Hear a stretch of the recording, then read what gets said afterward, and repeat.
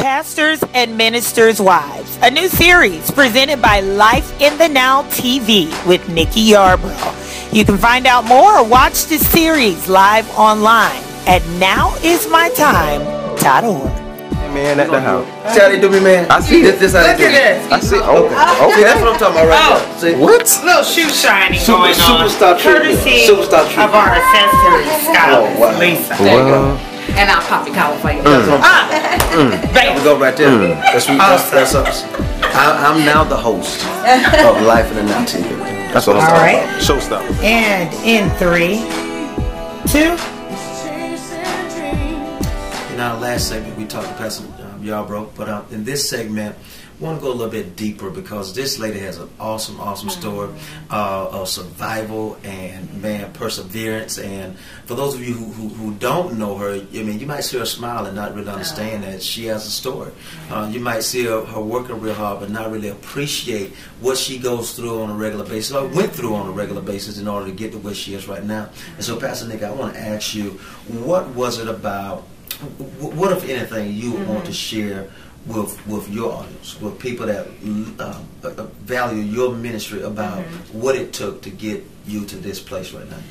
Well, you know, the thing is, I want people to understand, Pastor Jackson, that every day is not going to be easy.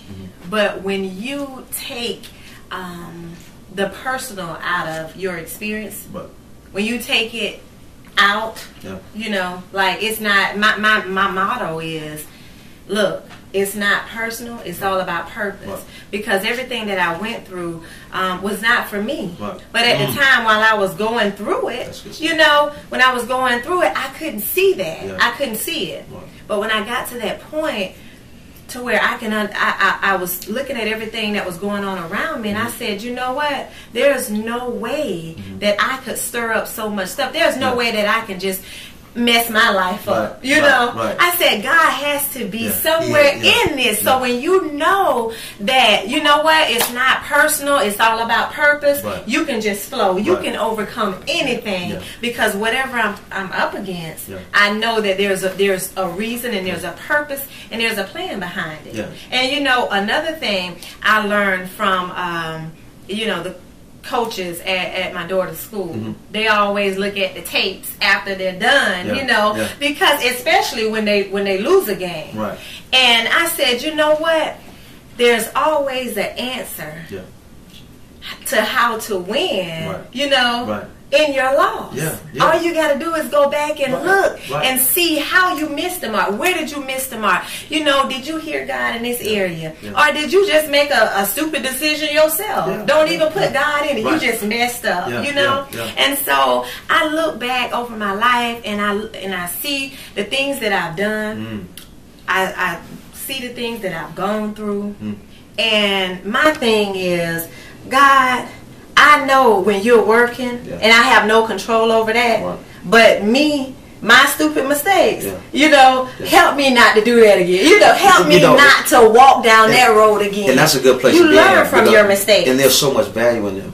I get a chance to counsel people, and I'm sure you do too, on a regular basis. And sometimes I'm counseling people, and they come in my office, and I start smiling or chuckling because I've gone through something so similar. You know what I'm saying? I get young men who are coming to my office who have a brush with the law, like I did when I was 18, 19 years old. Or I'll see my wife and I would counsel a young couple that maybe have had some problems in their marriage. So what I found out is there's so much value in your experience. So have you found out that people that you talk to, people that you counsel, sometimes that you look back and say, Lord, I thank you because I've experienced, I've lived through. Talk a little bit about that. You know, and I share my testimony all the time. I'm very transparent about, you know, my testimony because I'd rather tell my own story. You know, it sounds better coming from me. But, you know, I was a teen mom. I looked around, and that's that was another disadvantage of growing up in a small town. And I really want the young ladies to know that just because everybody else is doing a certain thing around you, you don't have to do it. Because I looked at all my friends, they were having babies.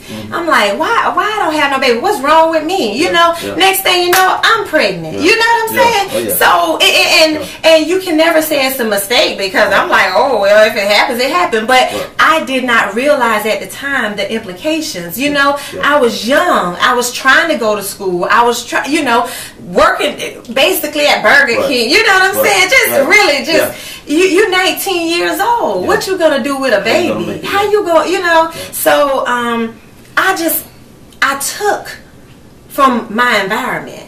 And I tell my daughter all the time, I don't care what they're doing out there, what your friends are doing. You don't have to do that. You don't have to do it. And I realized that it was basically in our lineage, in my family line, you know, because my mom did the same thing, my grandmother did the same thing. It was just like a generational curse. Let me stop right there, because you talk about your kids, and man, I'm so proud of the way your kids are coming up, man. So manable, nice kids, and I think about my kids too.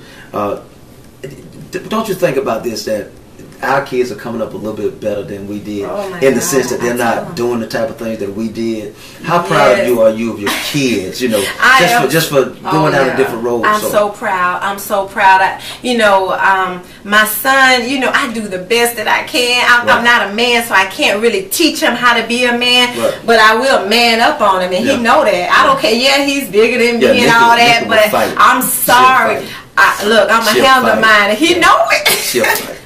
But my daughter, I talk to her all the time, and she said, Mom, and I think sometimes I take my experiences and I just, I'm afraid for her. I put that fear on her. And she tell me, she was like, Mom, you don't have to worry about that. I don't have to do the same things that you did. I have my own goals, my dreams, and so I try to make sure that they're exposed to a lot more, a lot of different, different things that's going on in the world. Because, with us, I really wasn't exposed to a whole lot. Because my mom couldn't afford it. She was a single parent of 5 kids, So that I try to really, and I think I kind of overcompensate sometimes. And I want to ask you something. You talk about overcompensating, and we're getting ready to wrap up in a few minutes. But I really want to know. I'm interested in knowing what drives Nicky Yarborough. My God. What drives you to do so much in the community and do Life in the Now TV, and up until now you're working, still working, a full-time job. So what drives you? I'm gonna say I can't even say it's. I'm not going to get spiritual about it. Oh, well, God is the head of my life. We all know that. That's been established. But you know what? Because of where I come from, and because of what I've gone through, and because I brought 2 young people into this world who didn't ask to come into this world. And I'm